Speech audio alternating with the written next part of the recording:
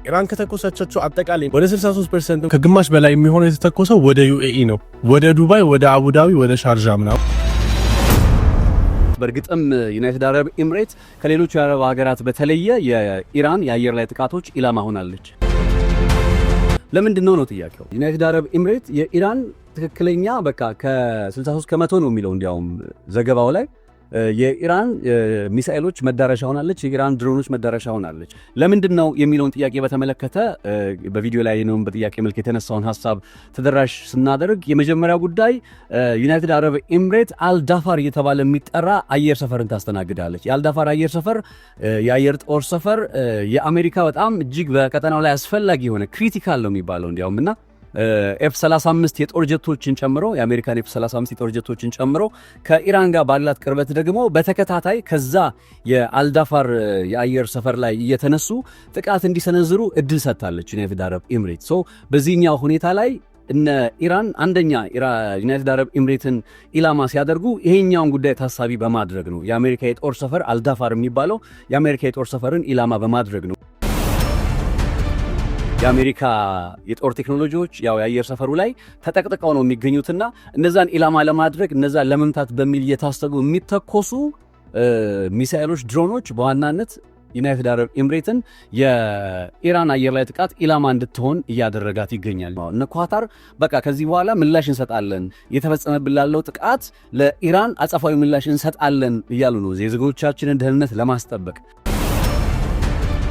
ቀጠናዊ ጦርነት ሆኖ ነገሩ የመቀጠሉ ጉዳይ አሁን በግልጽ እየታየ በግልጽ እየተስተዋለ ነው። ታዲያ በዚህ ሁሉ መካከል ቻይናና ሩሲያ ለኢራን እንዲህ በተጨባጭ መሬት ላይ የወረደ ነገር ለኢራን አላደረጉም።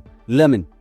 አንድ ቪዲዮ እየተመለከትኩኝ ነበርና ከዩናይትድ አረብ ኤምሬት በኢራን ውስጥ የኢራን የሚሳኤል ኢላማዎች ዋነኛ መዳረሻ መሆኗና ቪዲዮውን እንመልከተው። መጀመሪያ الشيخ محمد بن زايد آل نهيان مطيعا لجميع እና ለምንድን ነው ጥያቄው? በመጀመሪያ ደረጃ ይሄኛውን ሪፖርት ይፋ ያደረገው ወይም በዩናይትድ አረብ ኤምሬት 63% ገደማ የሚሆን የኢራን ሚሳኤሎችን የአየር ላይ ጥቃቶች መዳረሻ ሆናለች በሚለው ላይ ይሄኛውን ጉዳይ ይዞ የወጣው ጂንሳ ይባላል። ጂዊስ ኢንስቲትዩት ፎር ናሽናል ሴኩሪቲ ኦፍ አሜሪካ የሚባል አይነት ተቋም ነው። ይሄ ተቋም ያቀረበውን ሪፖርት ደግሞ ሴንትኮም የሚባለው የአሜሪካ ማዕከላዊ እዝ ማለት ነው።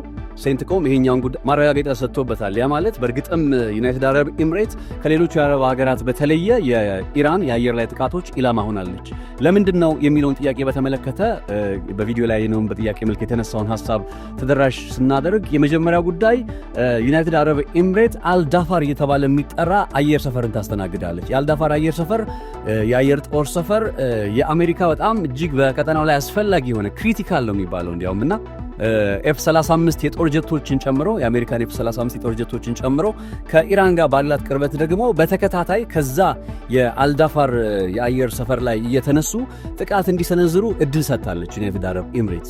በዚህኛው ሁኔታ ላይ እነ ኢራን አንደኛ ዩናይትድ አረብ ኤምሬትን ኢላማ ሲያደርጉ ይሄኛውን ጉዳይ ታሳቢ በማድረግ ነው። የአሜሪካ የጦር ሰፈር አልዳፋር የሚባለው የአሜሪካ የጦር ሰፈርን ኢላማ በማድረግ ነው እንጂ በዩናይትድ አረብ ኤምሬትና በኢራን መካከል ይሄ ነው የሚባል እንትን ኖሮ አይደለም፣ የጦርነት አይነት ስሜት ኖሮ አይደለም።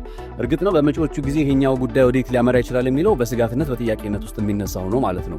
ሌላኛው ጉዳይ ቅርበቷ ነው። ዩናይትድ አረብ ኤምሬት ከኢራን ጋር ያላት ቅርበት ፕሮክሲሚቲዋና በሳቹሬትድ ነች ደግሞ በዛው ልክና ተጠቅጥቀው ነው ያሉት የአሜሪካ የጦር ቴክኖሎጂዎች ያው የአየር ሰፈሩ ላይ ተጠቅጥቀው ነው የሚገኙትና እነዛን ኢላማ ለማድረግ እነዛን ለመምታት በሚል እየታሰቡ የሚተኮሱ ሚሳኤሎች፣ ድሮኖች በዋናነት ዩናይትድ አረብ ኤምሬትን የኢራን አየር ላይ ጥቃት ኢላማ እንድትሆን እያደረጋት ይገኛል። ጂኦግራፊካሊ ከኢራን ጋር ያላት ቅርበት በደቡብ በኩል በተለይና ዩናይትድ አረብ ኤምሬት ያው ትንሽ ሀገር ነች ከሌሎቹ ካያችኋት ከሌሎቹ የአረብ ሀገራት አንጻር ከተመለከትናትና በዛች አነስተኛ ቦታ ላይ እንደዚህ አይነት በቅርብ ርቀት ላይ የሚገኝ የአሜሪካ የጦር ሰፈር ሲገኝ እንደ አልዳፋር ደግሞ በጣም ክሪቲካል የሆነ የአሜሪካ የአየር ኃይል በኢራን ላይ ለሚያከናውነው ዘመቻ የጀርባ አጥንት የሆነ ኢላማ ሲገኝ ኢራኖች በይሄንን ታሳቢ ባደረገ መልኩ ወደ ዩናይትድ አረብ ኤምሬት ተከታታይ ጥቃቶችን እየሰነዘሩ ነው። በዚህ ምክንያት ነው ኢራን አንደኛ ዩናይትድ አረብ ኤምሬት ላይ ትኩረት እንድታደርግ የተገደደችው ይባላል።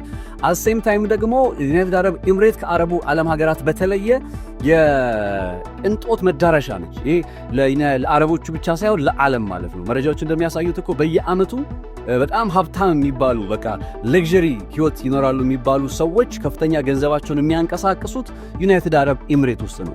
ስለዚህ እቺ ዩናይትድ አረብ ኤምሬት የምትባል ሀገር ደህንነቷ የተጠበቀ ዋስትናዋ የተረጋገጠ የምትባለው ሀገር አሁን ላይ በዚህ ጥቃት አማካኝነት ስትጋለጥ ያ ስሜት ይፈጠራል። ይሄ ዩናይትድ አረብ ኤምሬትን የመጠራጠሩ ስሜት ይፈጠራል። ይሄኛው ጉዳይ ኢኮኖሚክ ሳቦታጅ ይባላል።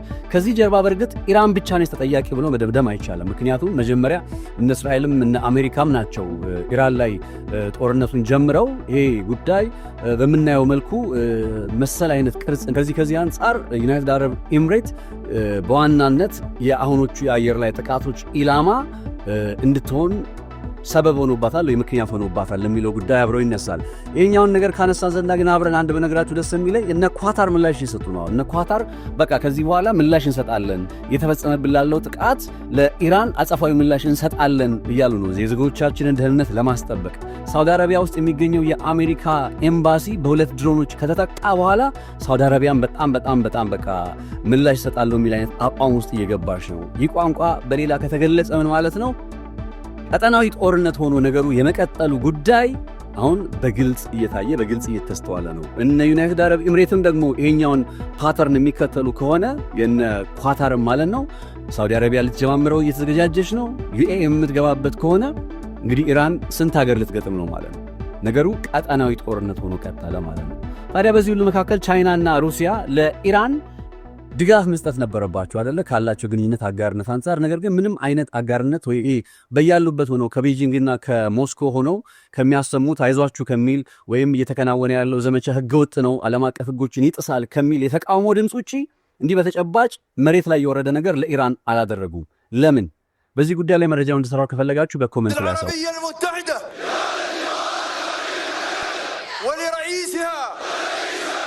الشيخ محمد بن زايد آل نهيان مطيعا لجميع الأوامر التي تصدر